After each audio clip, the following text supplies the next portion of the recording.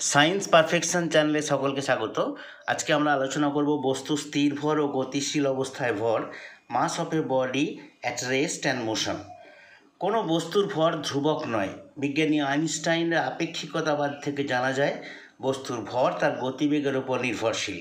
কোনো বস্তুর গতিবেগ যদি আলোর বেগের কাছাকাছি হয় তাহলে বস্তুর ভর উল্লেখযোগ্যভাবে বৃদ্ধি পায়। কোনো বস্তুকণার স্থির অবস্থার ভরকে বস্তুকণাটির নিজস্ব ধর্ম হিসাবে উল্লেখ করা হয়। তাই বস্তুকণার স্থির অবস্থার ভরকে কণাটির স্থির ভর বলে। আমরা জানি একটি ইলেকট্রনের ভর হলো 9.1 × 10⁻⁻28 গ্রাম। এটি হলো ইলেকট্রনের স্থির ভর। ধরি কোনো বস্তুকণার স্থির ভর m0, বস্তুকণার গতিবেগ v।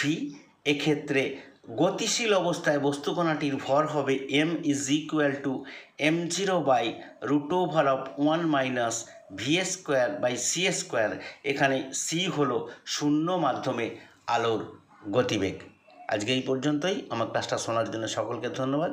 ক্লাসটা ভালো লাগলে একটি লাইক দেবে, বন্ধুদের সাথে শেয়ার করবে এবং চ্যানেলটিকে সাবস্ক্রাইব করবে।